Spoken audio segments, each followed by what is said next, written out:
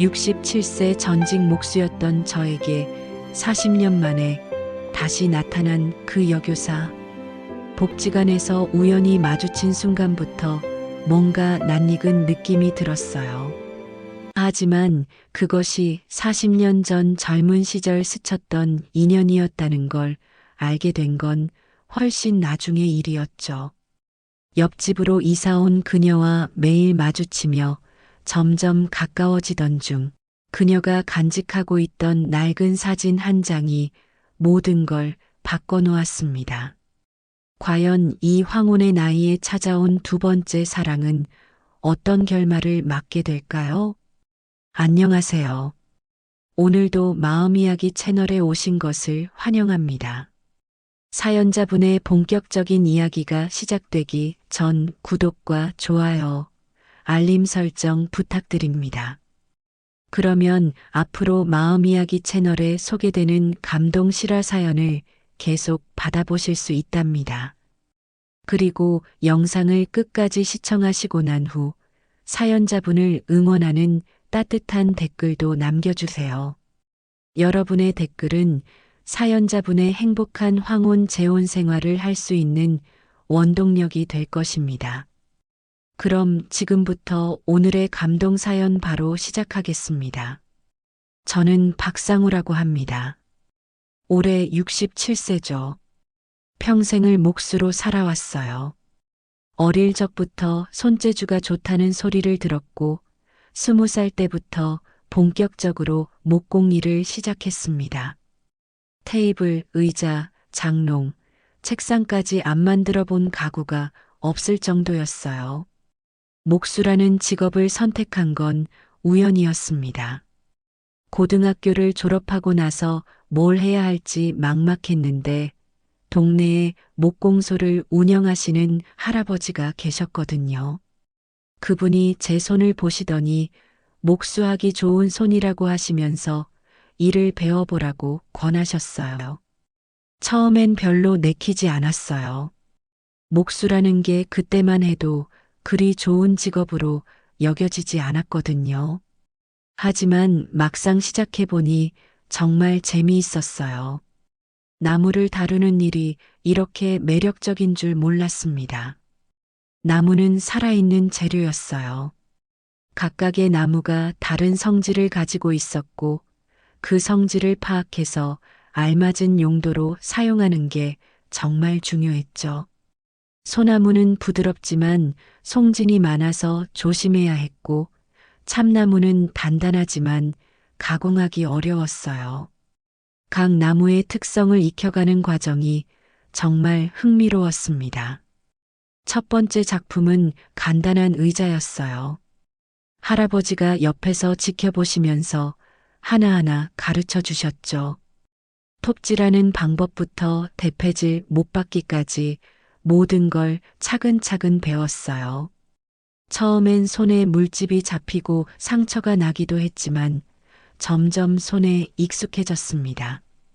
그 의자를 완성했을 때의 기쁨은 지금도 잊을 수 없어요. 비록 서툴고 완벽하지 않았지만 제 손으로 직접 만든 첫 작품이었거든요. 할아버지가 잘했다고 칭찬해 주실 때 정말 뿌듯했어요. 그 후로 본격적으로 목수의 길을 걷기 시작했습니다. 3년 동안 할아버지 밑에서 기초를 배우고 그 후엔 혼자서도 간단한 가구들을 만들 수 있게 됐어요. 처음엔 동네 사람들이 주문하는 간단한 것들부터 시작했죠. 20대 중반이 되면서 실력이 늘어났고 더 복잡한 가구들도 만들 수 있게 됐어요. 장롱, 책상, 식탁 같은 큰 가구들도 혼자서 척척 만들어냈죠. 동네에서 제 솜씨를 알아보는 사람들이 늘어났고 주문도 많이 들어왔어요. 그때 만난 사람이 순이었습니다. 순이네 집에서 장롱을 주문했는데 처음 순이를 봤을 때 정말 예뻤어요. 단정하고 수줍은 모습이 마음에 들었죠. 장롱을 만들면서 자주 집에 드나들게 됐는데 그때마다 순이가 차를 끓여주곤 했어요. 순이는 정말 착한 사람이었어요. 제가 일하는 모습을 지켜보면서 힘들지 않냐고 물 좀 마시라고 자주 챙겨줬거든요. 그런 모습을 보면서 점점 마음이 끌렸습니다. 장롱을 완성하고 나서 용기를 내서 순이에게 고백했어요. 다행히 순이도 저를 좋게 생각하고 있었다고 하더라고요. 그렇게 1년 정도 연애하다가 결혼했습니다. 신혼 시절은 정말 행복했어요. 순이는 살림을 정말 잘했고, 제가 일하느라 늦게 들어와도 항상 웃으면서 맞아줬어요. 제 일을 자랑스러워해주는 모습이 정말 고마웠죠. 결혼하고 나서 더 열심히 일했어요. 가정을 꾸려야 한다는 책임감이 생겼거든요. 새벽부터 밤늦게까지 작업장에서 나무를 깎고 다듬고 조립했어요. 손에는 늘 상처가 있었지만 가족을 위해서라면 전혀 힘들지 않았습니다. 딸아이가 태어났을 때는 정말 기뻤어요. 작고 예쁜 아기를 보면서 더 열심히 살아야겠다는 다짐을 했죠. 딸아이를 위한 아기 침대부터 시작해서 성장하면서 필요한 모든 가구들을 직접 만들어줬어요. 딸아이가 걸음마를 시작할 때는 안전한 나무 장난감들을 만들어줬고 학교에 들어갈 때는 튼튼한 책상과 의자를 만들어줬어요. 딸아이가 제가 만든 가구를 좋아하는 모습을 보면 정말 뿌듯했습니다. 40년 넘게 이 일을 하면서 정말 많은 집을 다녔습니다. 신혼부부의 새 집부터 할아버지 할머니들의 오래된 집까지 말이죠. 각각의 집마다 다른 이야기가 있었고 그 이야기들을 들으면서 많은 걸 배웠어요. 어떤 집은 아이들이 많아서 튼튼한 가구가 필요했고 어떤 집은 어르신들이 사시니까 사용하기 편한 가구가 필요했죠. 각 가정의 상황에 맞춰서 가구를 만드는 게 정말 중요했어요. 그때마다 느꼈던 건 가구 하나하나에는 그 집 사람들의 이야기가 담겨 있다는 거였어요. 아이들이 공부하던 책상의 흠집, 가족들이 둘러앉아 밥을 먹던 식탁의 때, 자국들까지 모든 게 추억이었습니다. 가끔 몇 년 후에 수리를 위해 다시 방문하면 그 가구들이 어떻게 사용되고 있는지 볼 수 있었어요. 아이들이 자라서 책상이 작아졌거나 가족이 늘어서 식탁을 확장해달라고 하는 경우들이 있었죠. 그런 모습들을 보면서 제가 만든 가구가 그 가정의 역사와 함께하고 있다는 걸 느꼈어요. 단순히 나무를 깎아서 만든 물건이 아니라 사람들의 삶 속에서 살아 숨쉬는 존재가 된 거죠. 순이도 제 일을 정말 자랑스러워했어요. 동네 사람들에게 남편이 만든 가구가 얼마나 튼튼하고 예쁜지 자랑하곤 했거든요. 가끔 제가 만든 의자나 책상을 보면서 감탄하는 모습을 보면 정말 뿌듯했어요. 순이는 제 작업장에도 자주 놀러 왔어요. 제가 일하는 모습을 지켜보면서 신기해하곤 했죠. 거친 나무가 점점 예쁜 가구로 변해가는 과정을 보는 게 재미있다고 하더라고요. 딸아이도 어릴 때부터 작업장에서 놀곤 했어요. 물론 위험한 도구들은 만지지 못하게 했지만 나무 조각들을 가지고 놀거나 제가 일하는 모습을 구경하는 걸 좋아했죠. 딸아이가 학교에서 아빠 직업에 대해 발표할 때 정말 자랑스럽게 이야기했다고 순이가 전해줬어요. 아빠가 세상에서 가장 멋진 가구를 만든다고 말했다는 거예요. 그 말을 들었을 때 정말 가슴이 뭉클했습니다. 그런데 3년 전 순이가 갑자기 쓰러졌어요. 평소와 다름없이 저녁을 준비하고 있던 순이가 갑자기 주저앉더니 일어나지 못하는 거였어요. 급하게 병원으로 데려갔는데 받은 진단은 췌장암이었습니다. 의사 선생님이 이미 많이 진행된 상태라고 하시는 말을 들었을 때 머리가 하얘졌어요. 순이가 그렇게 아픈 줄도 모르고 지냈다는 게 너무 미안했고 앞으로 어떻게 해야 할지 막막했습니다. 그때부터 제 인생이 완전히 바뀌었어요. 40년 넘게 해온 목수일은 뒷전이고 병원에서 살다시피 했습니다. 순이 곁에서 하루도 빠짐없이 간병했어요. 병원 침대 옆 의자에서 잠을 자고 순이가 먹고 싶어 하는 음식을 사다 주고 손을 잡고 이야기를 나누면서 시간을 보냈습니다. 순이는 아파하면서도 저를 걱정했어요. 제가 제대로 먹지도 못하고 잠도 못 자는 모습을 보면서 괜찮다고 집에 가서 쉬라고 하곤 했죠. 하지만 저는 순이 곁을 떠날 수 없었어요. 병원에서 지내는 동안 정말 많은 생각을 했어요. 순이와 함께했던 40년의 세월들이 주마등처럼 스쳐 지나갔죠. 처음 만났을 때의 설렘부터 시작해서 결혼식, 딸아이 출산, 함께 웃고 울었던 모든 순간들이 떠올랐어요. 순이도 과거 이야기를 많이 했어요.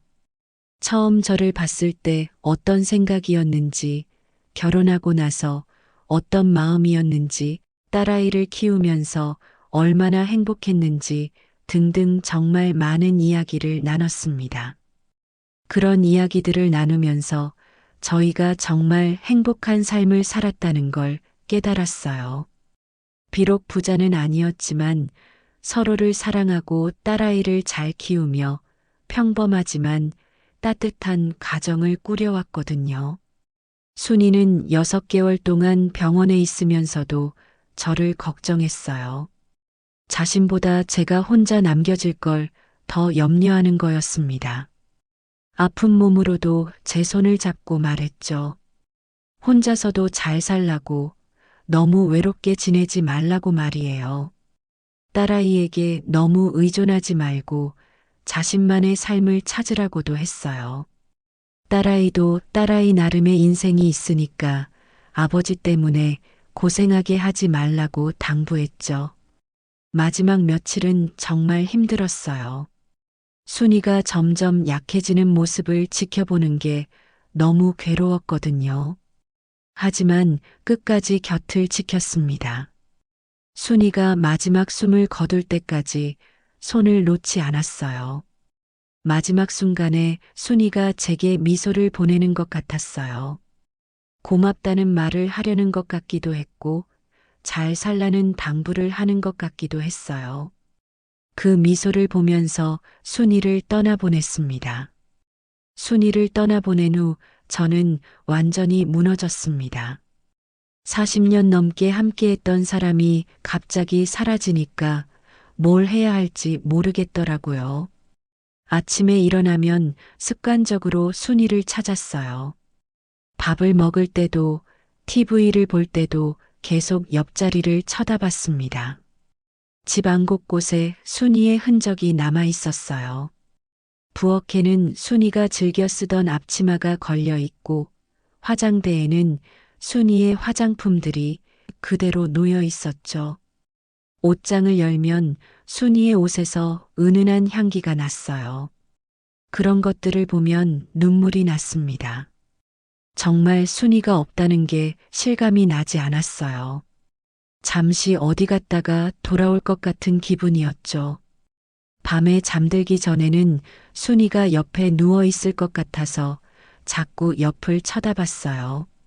작업장에 가는 것도 힘들었어요. 순이가 자주 놀러 왔던 곳이라서 더욱 그리웠거든요. 나무를 깎고 있으면 순이가 차를 가져다 줄 것 같았고, 가구를 완성하면 순이가 예쁘다고 칭찬해 줄 것 같았어요. 딸아이가 아버지 혼자 두면 안 되겠다며 같이 살자고 했지만 거절했어요. 딸에게도 딸의 인생이 있잖아요.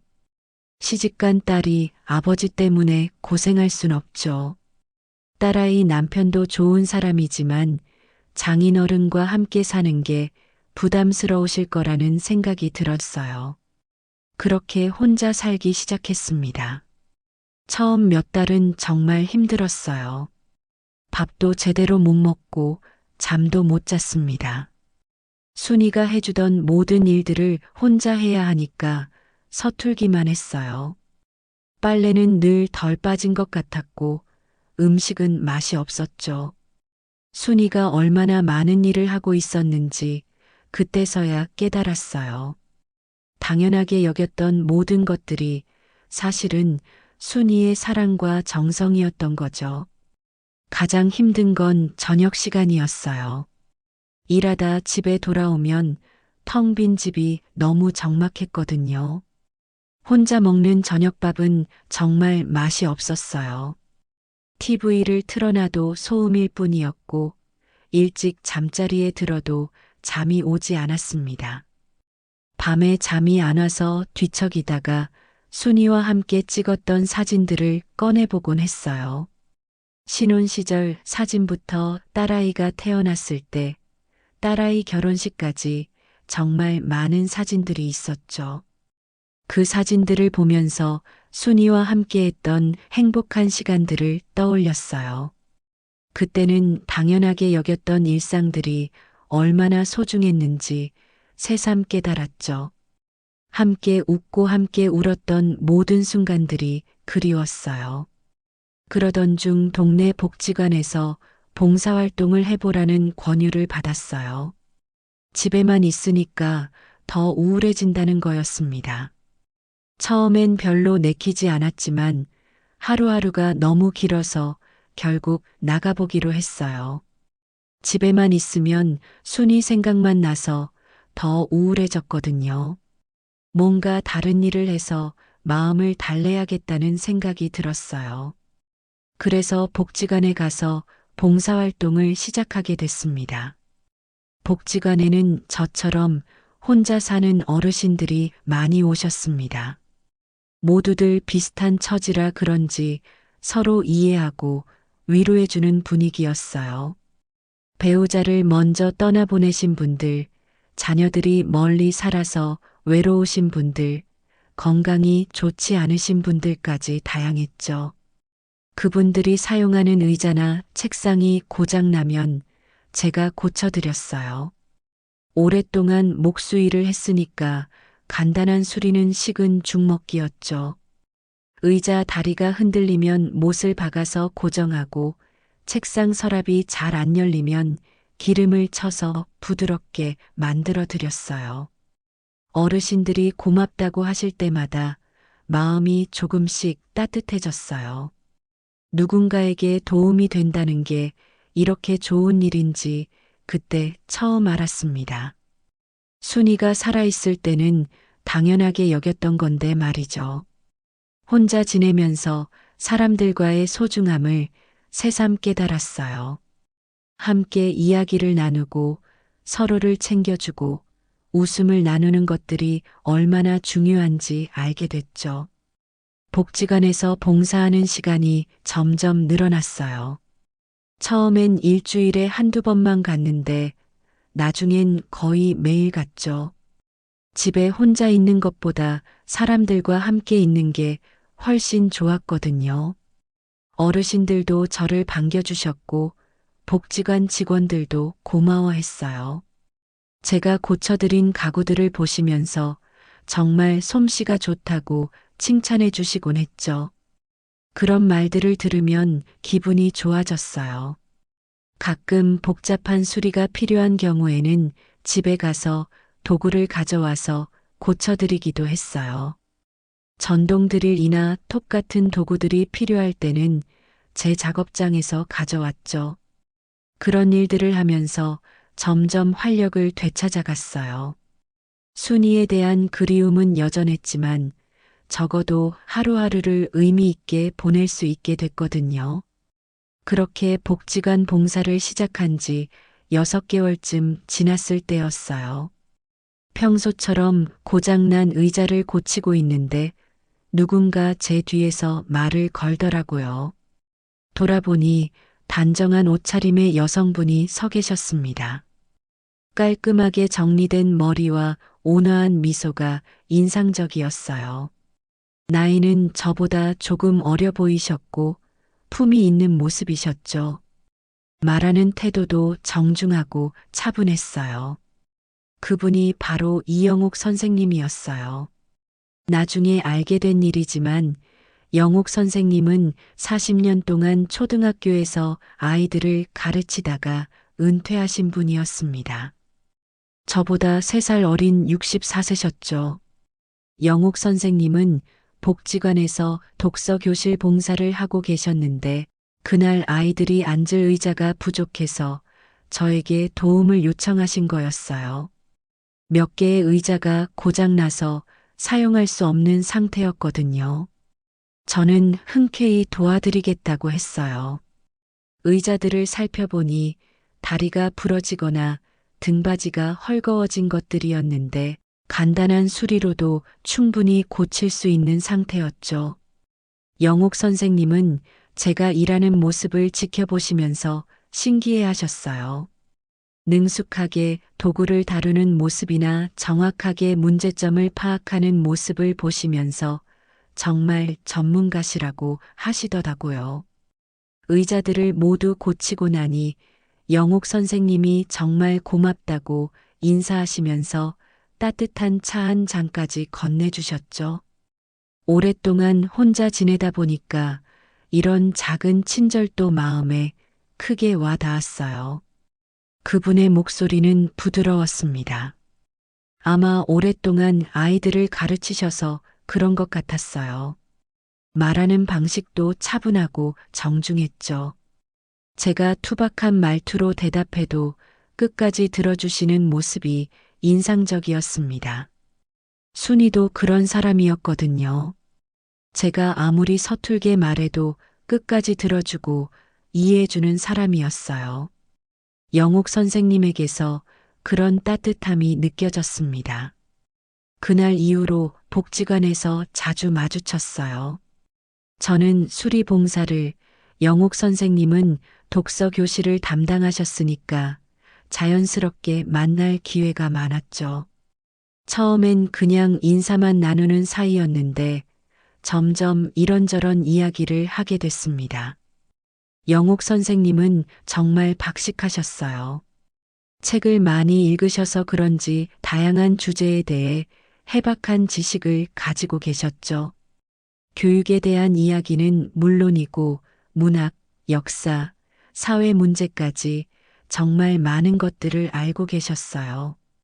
저는 평생 책과는 거리가 멀었는데 영옥 선생님과 이야기를 나누면서 책의 매력을 조금씩 알게 됐어요. 선생님이 추천해 주신 책들을 읽어보기도 했죠. 영옥 선생님은 항상 책을 한 권씩 들고 다니셨어요.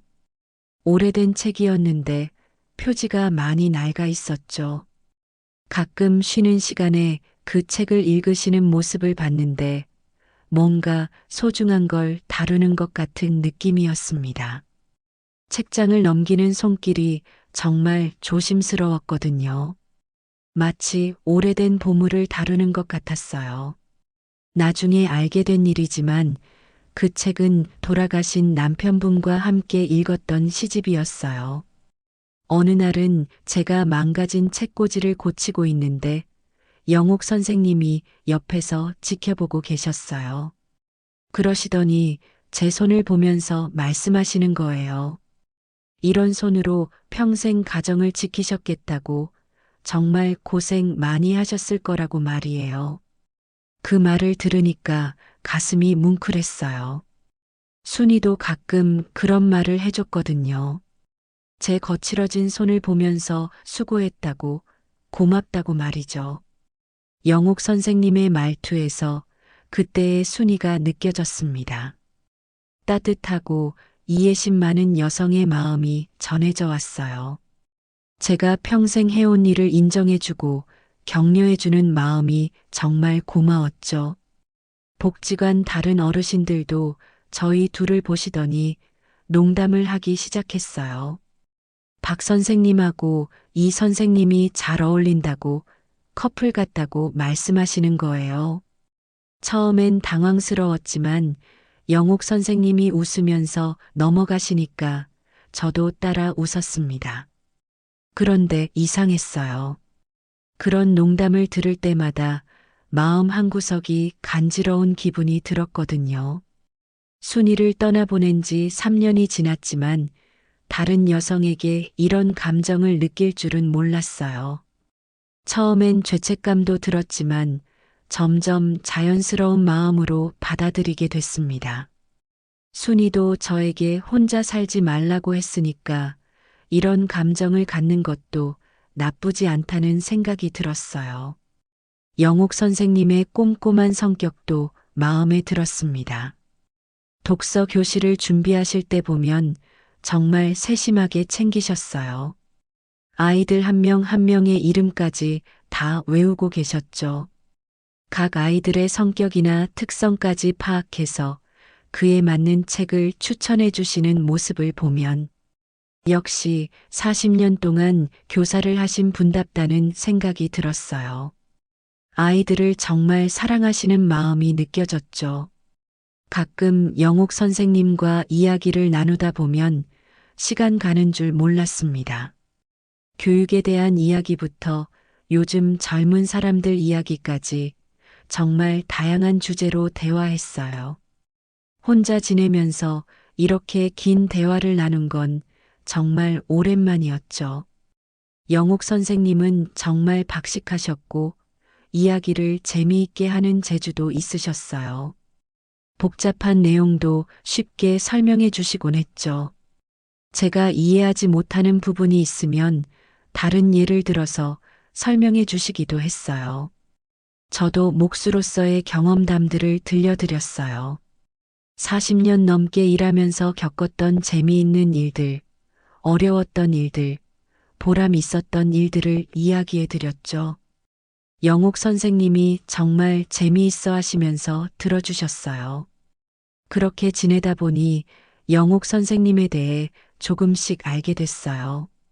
남편분을 5년 전에 먼저 떠나보내고 혼자 지내고 계신다는 것, 자녀는 아들 하나가 있는데 멀리 살고 있다는 것, 40년 동안 교사로 일하다가 은퇴하셨다는 것 등등 말이죠. 영옥 선생님도 저와 비슷한 처지셨던 거예요. 먼저 떠난 배우자에 대한 그리움, 혼자 남겨진 외로움까지 모든 걸 이해할 수 있었죠. 그래서인지 함께 있으면 마음이 편안했어요. 그러던 어느 날 제가 살던 집 옆에 새로 이사 오신 분이 있다는 소식을 들었어요. 워낙 조용한 동네라 새 이웃이 생기는 건 큰 뉴스였거든요. 동네 아주머니들이 모여서 누가 이사 왔는지 어떤 분인지 이야기하고 있었어요. 저도 궁금했지만 크게 신경 쓰지 않았어요. 어차피 인사 정도는 나누게 될 테니까 그때 알게 되겠거니 생각했죠. 그런데 며칠 후 마당에서 빨래를 널다가 옆집을 보고 깜짝 놀랐습니다. 옆집 마당에서 화분을 정리하고 계신 분이 바로 영옥 선생님이었어요. 저도 놀랐지만 영옥 선생님도 저만큼 놀라셨죠. 이렇게 가까운 곳에 살게 될 줄은 정말 몰랐거든요. 세상이 참 좁다는 생각이 들었어요. 복지관에서만 만나던 사이였는데 이제 진짜 이웃이 된 거죠. 알고 보니 영옥 선생님이 전에 살던 집이 너무 넓어서 작은 집으로 이사하신 거였어요. 혼자 살기엔 큰 집이 부담스러우셨던 거죠. 남편분이 돌아가신 후 5년 동안 큰 집에서 혼자 지내시다가 관리도 힘들고 외롭기도 해서 작은 집을 찾으셨는데 하필 제 옆집으로 오시게 된 거예요. 정말 신기한 인연이라는 생각이 들었습니다. 복지관에서 우연히 만나서 가까워졌는데 이제는 옆집 이웃까지 되다니 말이에요. 이제 복지관에서만 만나던 사이에서 진짜 이웃이 됐습니다. 아침에 일어나면 옆집 창문으로 영옥 선생님이 보이고 저녁에 집에 돌아와도 옆집에 불이 켜져 있는 걸 볼 수 있었어요. 처음엔 서로 조심스러워 했어요. 너무 가까워지면 부담스러우실까봐 적당한 거리를 유지하려고 했죠. 하지만 매일 마주치다 보니까 자연스럽게 인사를 나누게 됐고 작은 일들로 도움을 주고받게 됐습니다. 어느 날은 영옥 선생님이 간장이 떨어졌다며 조금 빌려달라고 하셨어요. 저도 가끔 설탕이나 소금이 부족할 때 부탁드렸죠. 이런 작은 왕래가 시작되면서 저희는 점점 가까워졌습니다. 혼자 살면서 이런 소소한 교류가 얼마나 소중한지 새삼 깨달았어요. 누군가와 안부를 묻고 작은 도움을 주고받는 것만으로도 외로움이 많이 덜해졌거든요. 영옥 선생님은 정말 살림을 잘하셨어요. 늘 집안이 깔끔하게 정리되어 있었고 작은 화분들도 예쁘게 가꾸고 계셨죠. 가끔 직접 담근 김치나 밑반찬을 나눠주시기도 했는데 정말 맛있었어요. 순이가 만들어주던 음식 맛이 났어서 더욱 반가웠습니다. 혼자 살면서 제대로 된 반찬을 먹어본 지 오래됐는데 영옥 선생님이 주신 음식들은 정말 집밥 같았어요. 저도 영옥 선생님에게 도움이 되고 싶어서 고장난 물건들을 고쳐드렸습니다. 문짝이 삐걱거리면 기름을 쳐드리고 의자가 흔들리면 못을 박아드렸죠. 수도꼭지가 새거나 전등이 나가면 언제든 달려가서 고쳐드렸어요. 영옥 선생님이 고맙다고 하실 때마다 마음이 뿌듯했어요. 누군가에게 도움이 된다는 게 이렇게 기분 좋은 일인지 새삼 깨달았죠. 그런데 이상한 일이 생겼어요. 저녁마다 불이 꺼지는 시간이 비슷한 거예요. 저는 보통 10시쯤 잠자리에 들었는데 영옥 선생님도 그 시간쯤 되면 불을 끄셨거든요. 마치 서로의 생활 패턴을 맞춰가는 것 같았죠. 의식적으로 그런 건 아니었는데 자연스럽게 그렇게 됐어요.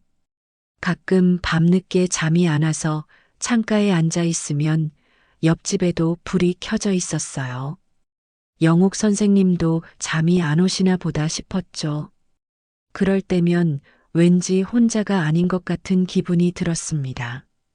같은 하늘 아래 비슷한 마음으로 밤을 지새우는 사람이 있다는 게 위로가 됐어요.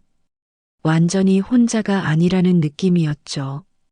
어느 날 밤 갑자기 비가 많이 내렸어요. 바람도 심하게 불어서 집이 흔들릴 정도였죠. 그런데 옆집에서 뭔가 떨어지는 소리가 들렸어요. 걱정이 돼서 우산을 쓰고 나가봤더니 영옥 선생님 집 화분이 바람에 넘어져 있었습니다. 큰 화분이라서 혼자서는 일으키기 어려워 보였어요. 영옥 선생님도 밖으로 나오셨는데 비를 맞고 계셨어요. 저는 얼른 화분을 일으켜 세우고 영옥 선생님을 처마 밑으로 모셨죠. 그때 영옥 선생님이 정말 고맙다고 혼자였으면 어쩔 뻔했다고 하시는 거예요. 그 말을 들으니까 마음이 짠했어요. 저도 혼자 살면서 이런 상황을 많이 겪었거든요. 갑자기 아프거나 뭔가 문제가 생겼을 때 도움을 청할 사람이 없는 외로움 말이죠. 그날 밤 저희는 서로에게 정말 소중한 존재라는 걸 느꼈어요. 그날 이후로 저희는 더 자주 안부를 물었어요. 아침에 나가면서 인사하고 저녁에 들어오면서도 인사했죠. 가끔은 마당에서 만나서 이런저런 이야기를 나누기도 했습니다. 날씨 이야기부터 시작해서 건강 이야기, 자녀들 이야기까지 정말 다양한 주제로 대화를 나눴어요. 복지관에서는 시간이 제한적이었는데 집에서는 마음 편하게 오래 이야기할 수 있었죠. 영옥 선생님은 항상 그 오래된 책을 들고 다니셨어요. 어느 날 궁금해서 무슨 책인지 물어봤더니 젊었을 때부터 읽어온 시집이라고 하셨죠. 남편분과 함께 읽었던 추억이 담긴 책이라고 하시면서 조금 슬픈 표정을 지으셨어요.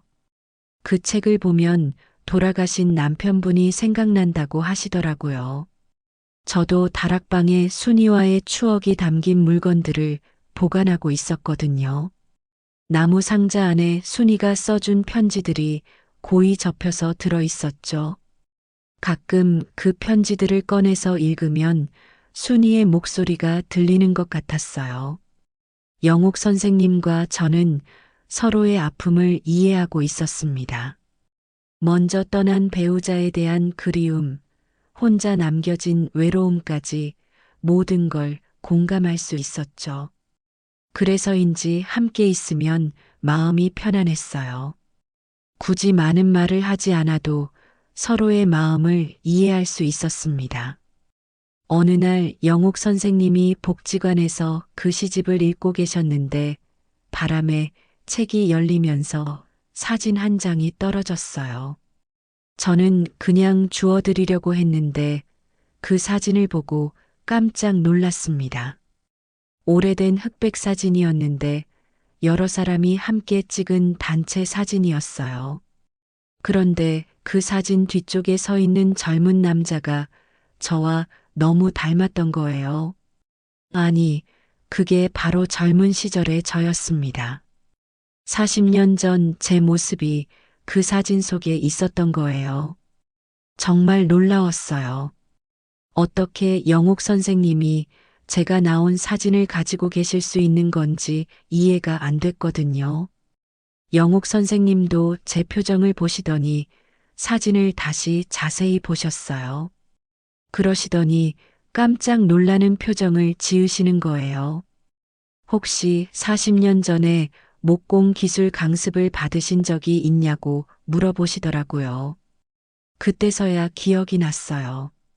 40년 전 저는 목공 기술을 더 배우기 위해 시에서 주최하는 강습에 참여했었거든요.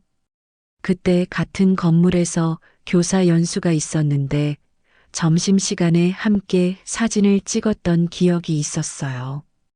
영옥 선생님도 그때 교사 연수에 참여하셨던 거였습니다. 갓 결혼한 새내기 교사셨죠. 저도 그의 결혼해서 기술을 더 배우려고 열심히 다녔던 시절이었고요. 정말 신기한 인연이었어요. 40년 전에 이미 만났던 사이였던 거죠. 하지만 그때는 서로 다른 강습을 받고 있었고 점심시간에 잠깐 마주친 정도였어서 깊은 인상을 남기지는 못했던 것 같아요. 사실 그때 저희는 서로를 알고 있었어요. 점심시간마다 같은 식당에서 밥을 먹었고 몇 번 대화도 나눴었죠. 영옥 선생님은 정말 예쁘셨고 지적인 모습에 호감이 살짝 갔었어요. 하지만 저희는 이미 각자 결혼한 상태였고 그런 감정을 가져서는 안 된다는 걸 알고 있었죠. 그래서 거리를 두려고 노력했고 강습이 끝난 후에는 연락도 하지 않았습니다. 그런데 40년이 지나서 이렇게 다시 만나게 된 거예요. 둘 다 배우자를 먼저 떠나보내고 혼자가 된 상황에서 말이죠. 영옥 선생님도 그때의 저를 기억하고 계셨어요. 그때 정말 성실하고 진지한 사람이라는 인상을 받았다고 하시더라고요.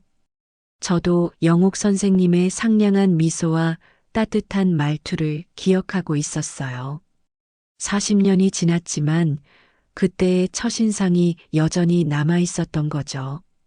세월이 흘러서 서로 나이가 들었지만 본질적인 모습은 변하지 않았던 것 같아요. 그날 이후로 저희 사이에는 뭔가 특별한 감정이 생겼습니다.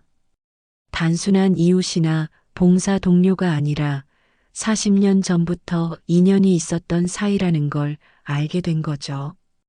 운명적인 만남이라는 생각이 들었어요. 40년 전에 스쳤던 인연이 이렇게 다시 이어질 줄 누가 알았겠어요. 복지관에서 만날 때마다 예전 이야기를 나눴어요.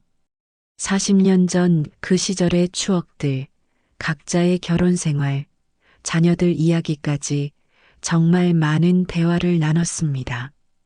마치 오랫동안 헤어져 있던 친구를 다시 만난 것 같은 기분이었어요.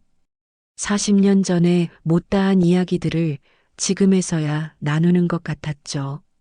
하지만 동시에 조심스러운 마음도 들었습니다. 저희는 이미 60대 중반이 넘은 나이였고 각자 자녀들이 있었거든요. 이런 감정을 가져도 되는 건지 주변에서 어떻게 생각할지 걱정이 됐어요. 그런데 영옥 선생님과 함께 있으면 그런 걱정들이 사라졌어요. 정말 편안하고 자연스러웠거든요. 마치 젊은 시절로 돌아간 것 같은 기분이었죠. 그런데 문제가 생기기 시작했어요. 딸아이가 어느 날 집에 찾아와서는 걱정스러운 표정으로 말하는 거예요. 동네에서 아버지가 옆집 할머니와 자꾸 다닌다는 소문이 돈다고 하더라고요. 딸아이는 정말 심각한 얼굴로 말했습니다. 아직 엄마가 돌아가신 지 3년밖에 안 됐는데 왜 그러냐고 동네 사람들이 뭐라고 하겠냐고 걱정하더라고요. 딸아이 말로는 동네 아주머니들이 아버지와 옆집 할머니가 매일 함께 복지관에 다니고 집에서도 자주 왕래한다며 수군거린다는 거였어요. 나이 드신 분들이 그런 식으로 만나는 걸 좋지 않게 본다고 하더라고요. 저는 그냥 이웃으로 지내는 거라고 설명했지만 딸아이는 믿지 않았어요. 아버지가 너무 자주 만나니까 오해받는 거라고 조금 거리를 두는 게 좋겠다고 하더라고요. 영옥 선생님도 비슷한 상황이었어요. 아들이 어머니한테 전화를 걸어서 요즘 옆집 아저씨와 너무 가깝게 지낸다며 조심하라고 했다는 거예요. 나이 드신 분들이 그런 식으로 만나면 주변에서 좋지 않게 본다고 하더래요. 특히 배우자를 잃은 지 얼마 안 된 상황에서는 더욱 조심해야 한다고 당부했다는 거예요. 그 이야기를 들으니까 마음이 무거워졌어요. 저희는 정말 순수한 마음으로 만나고 있었는데 다른 사람들 눈에는 그렇게 보이지 않는 거였죠. 특히 자녀들이 걱정하니까 더 조심스러워졌어요. 딸아이와 영옥 선생님 아들의 마음도 이해가 됐거든요. 아직 부모님이 배우자를 잃은 지 얼마 안 됐는데 새로운 사람과 가까워지는 걸 보면 당황스러울 수도 있죠. 며칠 동안은 영옥 선생님과 거리를 두려고 노력했습니다. 복지관에서 만나도 간단한 인사만 나누고 집에서도 왕래를 줄였어요. 하지만 그렇게 지내니까 더 외로웠어요. 영옥 선생님이 그리워졌고 함께 나눴던 대화들이 생각났습니다. 복지관에서도 뭔가 허전한 기분이었죠. 저녁에 혼자 앉아 있으면 옆집이 너무 조용한 게 신경 쓰였습니다. 영옥 선생님도 저와 같은 마음이셨나 봐요. 가끔 창문 너머로 보면 혼자 앉아 계시는 모습이 보였거든요. 서로 그리워하면서도 다가가지 못하는 상황이었어요. 주변의 시선과 자녀들의 걱정 때문에 마음을 숨겨야 했죠. 그러던 어느 날 밤 갑자기 옆집에서 큰 소리가 났어요. 뭔가 넘어지는 소리 같았는데 그 후로 조용해져서 걱정이 됐죠. 혹시 영옥 선생님에게 무슨 일이 생긴 건 아닌가 싶어서 문을 두드려 봤어요. 한참을 기다려도 대답이 없어서 더 걱정이 됐습니다. 결국 뒷문으로 들어가서 확인해 봤더니 영옥 선생님이 화장실에서 넘어져서 일어나지 못하고 계셨어요. 다행히 크게 다치지는 않으셨지만 허리를 삐끗하신 것 같았어요. 저는 얼른 영옥 선생님을 부축해서 소파에 앉히고 병원에 가자고 했습니다. 하지만 영옥 선생님은 괜찮다고 그냥 쉬면 나을 거라고 하시더라고요.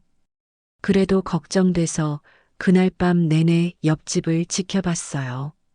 다음 날 아침 일찍 영옥 선생님 안부를 물어봤더니 많이 좋아지셨다고 하시더라고요. 하지만 여전히 허리가 아프신 것 같았어요. 그래서 제가 병원까지 모시고 가겠다고 했죠. 병원에서 검사를 받아보니 다행히 큰 문제는 없었어요. 단순한 염자였고 며칠 쉬면 괜찮아질 거라고 했습니다. 하지만 혼자 계시면 불편하실 것 같아서 제가 도움을 드리기로 했어요. 그때부터 저는 매일 영옥 선생님 집에 들러서 안부를 물었습니다.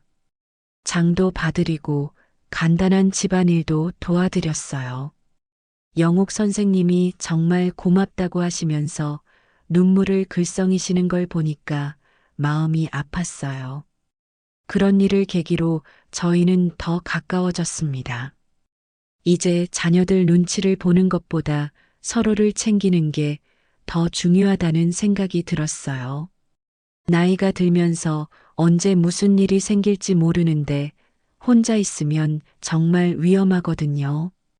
영옥 선생님이 넘어지셨을 때도 제가 옆에 있어서 다행이었던 거죠. 영옥 선생님도 같은 마음이셨나 봐요. 어느 날 저에게 말씀하시더라고요. 혼자 지내면서 가장 무서운 게 갑자기 쓰러졌을 때 아무도 모르는 거라고. 그런데 옆에 제가 있어서 정말 다행이었다고 하시더라고요. 저도 마찬가지였어요. 순이를 떠나보낸 후 3년 동안 정말 외로웠는데 영옥 선생님이 옆에 계시니까 마음이 든든했거든요. 아침에 일어나서 옆집에 불이 켜지는 걸 보면 하루가 시작되는 기분이었어요. 복지관에서도 저희를 보는 시선이 달라졌어요. 처음엔 수군거리는 사람들도 있었지만 시간이 지나면서 오히려 부러워하는 분들이 많아졌죠. 혼자 지내는 어르신들이 대부분이니까 저희처럼 서로 챙겨줄 사람이 있는 게 부럽다고 하시더라고요. 어느 날 영옥 선생님이 저에게 조심스럽게 말씀하셨어요. 자신도 처음엔 주변 시선이 걱정됐지만 이제는 그런 것보다 진짜 마음이 더 중요한 것 같다고 하시더라고요. 나이가 들어서도 누군가를 아끼고 챙길 수 있다는 게 감사하다고 말씀하셨어요. 그 말을 들으니까 제 마음도 확실해졌습니다. 저도 영옥 선생님에게 특별한 감정을 느끼고 있었거든요. 단순한 이웃이나 친구가 아니라 정말 소중한 사람이라는 생각이 들었어요. 하지만 그런 마음을 표현하기는 쉽지 않았어요. 이미 60대 중반이 넘은 나이에 사랑 고백이라는 게 어색하기도 했고 거절당하면 어떡하나 하는 걱정도 있었죠. 그러던 어느 날 저녁 영옥 선생님과 마당에서 이야기를 나누고 있었어요. 하늘에 별이 정말 많이 떠 있었는데 영옥 선생님이 별을 보면서 말씀하시더라고요. 젊었을 때는 별을 볼 여유가 없었는데 나이가 들어서야 이렇게 예쁜 걸 본다고 하시면서요. 저도 그런 기분이었어요. 젊었을 때는 일에만 매달려서 이런 소소한 행복을 놓쳤던 것 같았어요. 하지만 지금은 영옥 선생님과 함께 별을 보는 이 순간이 정말 소중하게 느껴졌습니다. 그때 용기를 내서 말했어요. 영옥 선생님에게 정말 고맙다고, 선생님 덕분에 다시 살아가는 기쁨을 찾았다고 말이죠. 그리고 조심스럽게 물어봤어요. 혹시 저도 선생님에게 그런 존재가 될 수 있는지 말이에요. 영옥 선생님은 한참 동안 말씀이 없으셨어요. 저는 혹시 실수한 건 아닌가 싶어서 마음이 조마조마했죠. 그런데 영옥 선생님이 조용히 말씀하시더라고요. 자신도 저와 같은 마음이라고 하지만 이 나이에 이런 감정을 가져도 되는지 확신이 서지 않았다고 하시더라고요. 그날 밤 저는 잠을 이룰 수가 없었어요. 영옥 선생님도 저와 같은 마음이라니 정말 기뻤지만 동시에 앞으로 어떻게 해야 할지 막막했거든요. 나이가 들어서 만난 사랑이라는 게 젊었을 때와는 완전히 다른 느낌이었어요. 더 신중하고 조심스러웠죠. 다음 날부터 저희는 더 솔직한 대화를 나누기 시작했습니다. 각자의 과거 이야기, 배우자에 대한 그리움, 그리고 지금 느끼고 있는 감정까지 모든 걸 털어놓았어요. 영옥 선생님은 남편분을 정말 사랑했다고 하셨어요.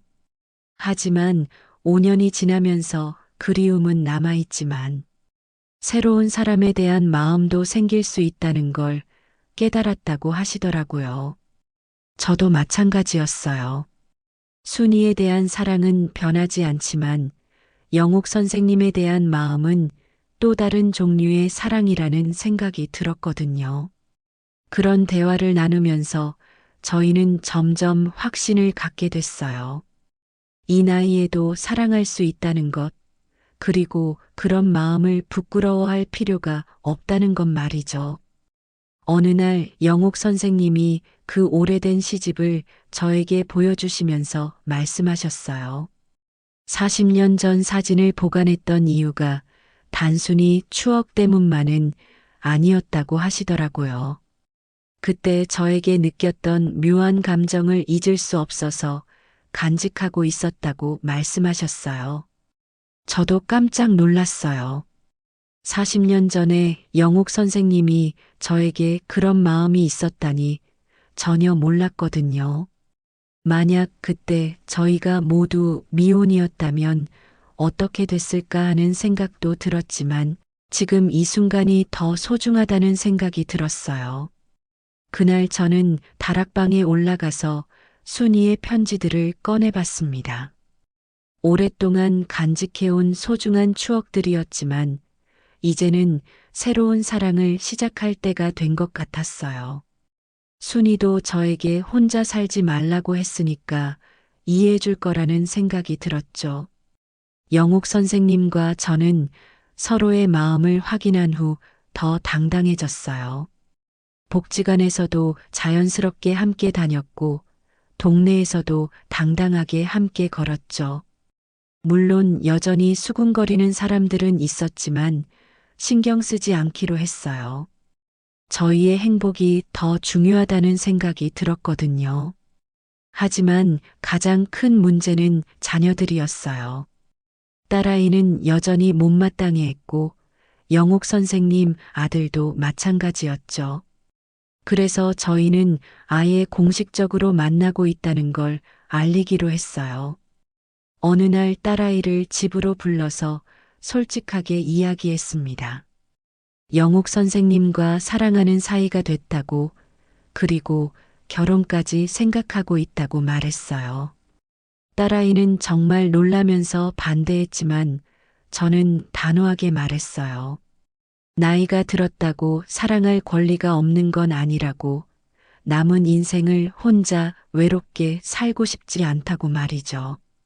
그리고 영옥 선생님은 정말 좋은 분이라고, 엄마도 저에게 혼자 살지 말라고 했다고 설득했어요.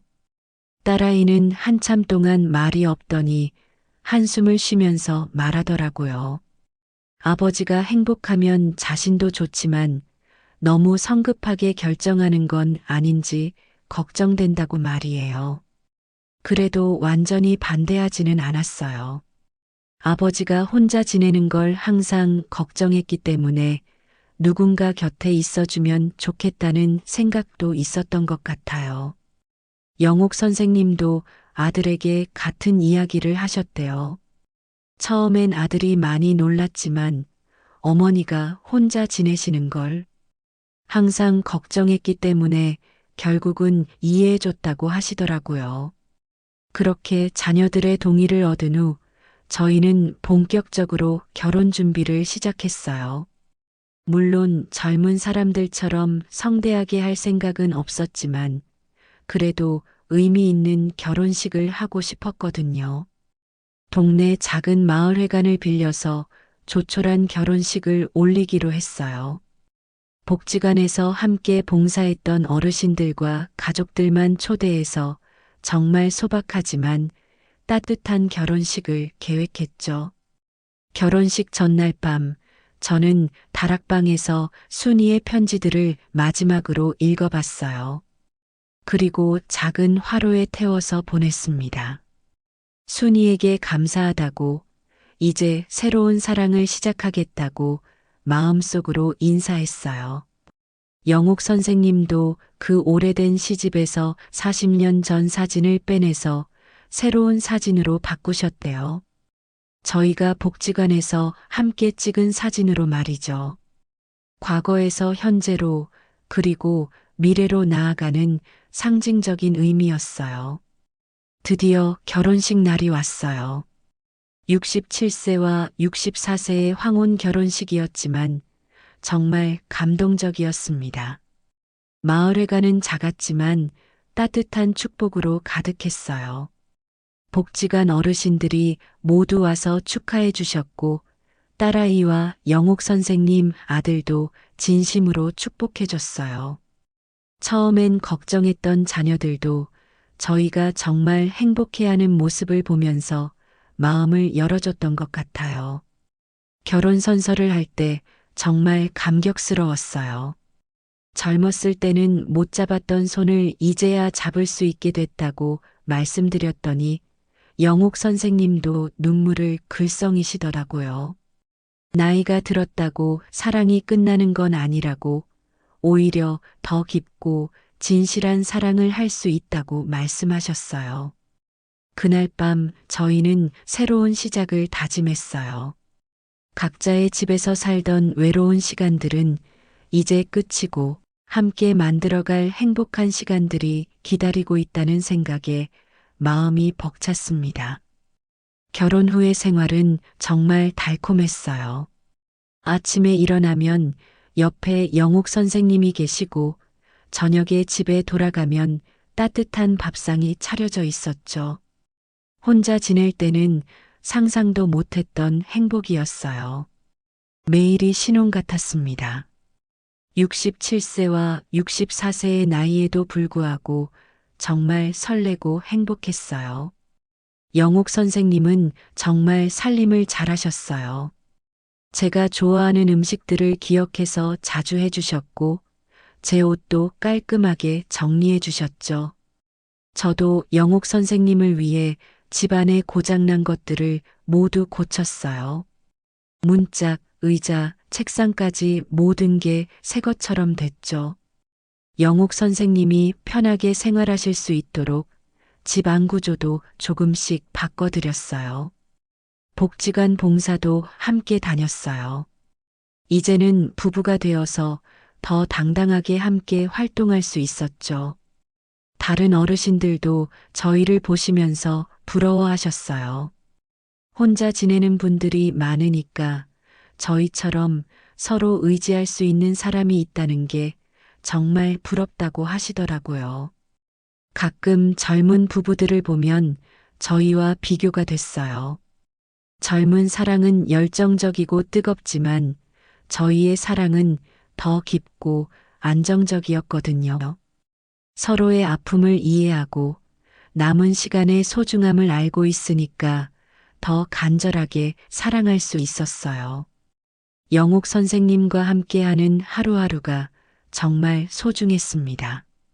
아침에 함께 마시는 차 한 잔, 저녁에 함께 보는 TV 프로그램, 잠자리에서 나누는 소소한 이야기까지 모든 게 행복이었어요. 이런 평범한 일상이 얼마나 소중한지 새삼 깨달았습니다. 가끔 영옥 선생님이 말씀하시곤 했어요. 40년 전에 만났다면 어땠을까 하는 아쉬움도 있지만 지금 이 나이에 만난 게 오히려 더 좋은 것 같다고 말이죠. 젊었을 때는 몰랐던 사랑의 진정한 의미를 이제야 알 수 있게 됐다고 하시더라고요. 저도 같은 생각이었어요. 젊었을 때의 사랑은 미래에 대한 불안과 욕심이 많았는데 지금의 사랑은 현재 이 순간에 집중할 수 있었거든요. 내일이 어떨지 모르니까 오늘 하루하루를 더 소중하게 여길 수 있었어요. 딸아이도 저희를 보시더니 말하더라고요. 처음엔 걱정했지만 아버지가 이렇게 행복해 하시는 모습을 보니까 정말 다행이라고 말이에요. 영옥 선생님도 좋은 어머니가 되어 주실 것 같다고 하면서 진심으로 축복해 줬어요. 영옥 선생님 아들도 마찬가지였어요. 어머니가 혼자 계실 때는 항상 걱정이었는데 이제는 든든한 아버지가 생겨서 안심이 된다고 하더라고요. 저희 부부를 진짜 가족으로 받아들여 주는 것 같아서 정말 고마웠어요. 이제 저희는 진짜 가족이 됐어요. 각자의 자녀들도 서로를 형제자매로 여기게 됐고 명절 때는 모두 함께 모여서 즐거운 시간을 보내죠. 처음엔 어색했지만 이제는 정말 한 가족 같은 분위기예요. 복지관에서도 저희는 모범 부부가 됐어요. 다른 어르신들이 저희를 보시면서 희망을 갖는다고 하시더라고요. 나이가 들어도 새로운 사랑을 할 수 있다는 걸 보여준다고 말이죠. 어느 날 복지관에서 새로 오신 할아버지가 계셨는데 아내를 잃고 너무 우울해하고 계셨어요. 저는 그분에게 제 이야기를 들려드렸어요. 저도 처음엔 절망적이었지만 새로운 인연을 만나면서 다시 행복해질 수 있었다고 말이죠. 그분이 정말 놀라시면서 물어보시더라고요. 이 나이에도 정말 사랑할 수 있냐고, 새로운 시작이 가능하냐고 말이에요. 저는 자신 있게 대답했어요. 사랑에는 나이가 없다고, 진심이면 언제든 가능하다고 말이죠. 영옥 선생님도 비슷한 경험을 하셨어요. 혼자 지내는 할머니들에게 저희 이야기를 해주시면 모두들 부러워하신다고 하더라고요. 그분들도 새로운 인연을 만나고 싶어 하시지만 용기가 없어서 망설이고 계신다고 말이에요. 저희는 그런 분들에게 용기를 주고 싶었어요. 나이가 들었다고 포기할 필요는 없다는 것, 진정한 사랑은 언제든 가능하다는 것을 보여주고 싶었거든요. 지금 저희는 정말 행복해요. 매일 아침 일어나는 게 즐겁고 하루하루가 소중합니다. 영옥 선생님과 함께 보내는 시간들이 모두 선물 같아요. 67세에 찾은 두 번째 사랑이지만 첫사랑처럼 설레고 신혼처럼 달콤합니다. 가끔 밤에 잠들기 전에 영옥 선생님과 이야기를 나누곤 해요. 40년 전 그때 만났다면 어땠을까? 만약 더 일찍 재혼했다면 어땠을까 하는 이야기들 말이죠. 하지만 결론은 항상 같아요. 지금이 가장 좋다는 거예요. 젊었을 때는 미래를 걱정하느라 현재를 제대로 즐기지 못했어요. 하지만 이제는 다릅니다.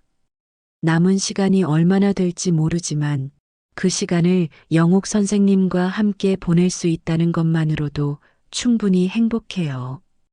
요즘 저희는 작은 여행도 다녀와요. 멀리 가지는 못하지만 근처 관광지나 온천 같은 곳에 가서 하루 이틀 머물다 오죠. 젊었을 때는 여행 갈 여유가 없었는데 이제야 그런 즐거움을 알게 됐어요. 영옥 선생님은 여행 갈 때마다 사진을 많이 찍으세요. 저희의 소중한 추억들을 남기고 싶어 하시거든요. 그 사진들을 보면서 이야기하는 시간도 정말 즐거워요. 젊었을 때 못했던 것들을 지금에서야 하고 있는 기분이에요. 집에서 보내는 시간도 달콤해요. 영옥 선생님은 독서를 좋아하셔서 저에게도 책을 읽어주세요. 저는 평생 책과는 거리가 멀었는데 영옥 선생님이 읽어주시는 시를 들으면 마음이 평온해져요. 저도 영옥 선생님을 위해 작은 선물들을 만들어 드려요. 나무로 작은 장식품을 만들거나 고장난 물건들을 새 것처럼 고쳐드리죠. 영옥 선생님이 정말 좋아하시는 모습을 보면 뿌듯해요. 이런 소소한 행복이 진짜 행복인 것 같아요. 가끔 순이 생각이 날 때도 있어요. 하지만 이제는 미안한 마음보다 감사한 마음이 더 커요. 순이가 저에게 혼자 살지 말라고 했던 말이 이런 뜻이었나 싶거든요. 영옥 선생님을 만날 수 있게 해준 것도 순이의 배려였을지도 모른다는 생각이 들어요. 영옥 선생님도 돌아가신 남편분에 대해 가끔 이야기하세요.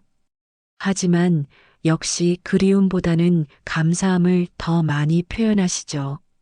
좋은 추억을 남겨주고 새로운 사랑을 할 수 있는 마음을 남겨줘서 고맙다고 하시거든요. 저희는 서로의 과거를 존중하면서도 현재의 사랑에 충실하려고 노력해요. 과거의 사랑이 있었기 때문에 지금의 사랑도 더 깊어질 수 있다고 생각하거든요. 첫 번째 사랑과 두 번째 사랑은 다른 종류의 사랑이지만 모두 소중해요. 동네 사람들도 이제는 저희를 자연스럽게 받아들여 주세요.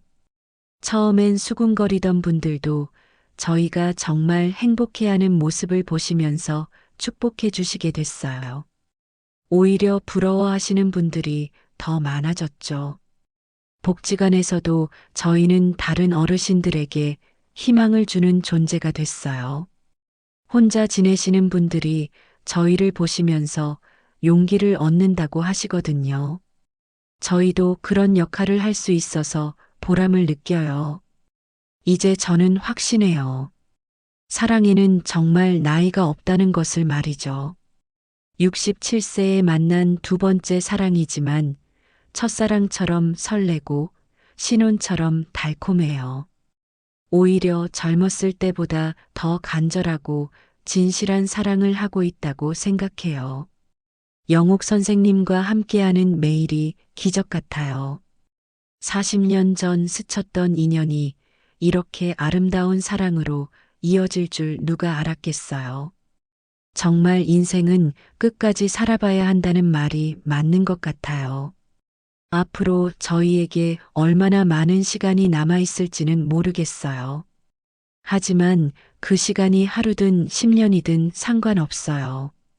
영옥 선생님과 함께라면 어떤 시간도 소중하고 행복할 테니까요. 지금 이 순간 저는 정말 행복합니다. 67세에 찾은 두 번째 사랑, 40년 만에 이어진 운명적인 인연, 그리고 함께 만들어가고 있는 아름다운 황혼의 나날들까지 모든 게 꿈만 같아요. 매일 영옥 선생님과 함께 일어나서 따뜻한 아침을 맞고 함께 복지관에 가서 봉사하고 저녁에는 함께 산책하며 하루를 마무리하는 이런 평범한 일상이 얼마나 소중한지 매 순간 느끼고 있어요. 이것이 바로 진짜 행복이구나 하는 생각이 듭니다. 화려하거나 특별한 것이 아니라 사랑하는 사람과 함께하는 평범한 일상이 가장 큰 행복인 것 같아요. 이 이야기는 실제 사연을 바탕으로 각색된 것이며 등장인물의 이름과 세부 상황은 모두 가상으로 구성되었음을 알려드립니다.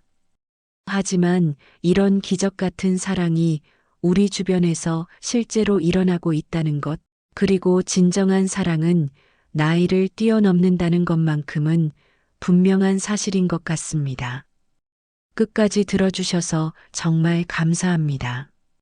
다음에도 더욱 감동적이고 희망을 주는 이야기로 찾아뵙겠습니다.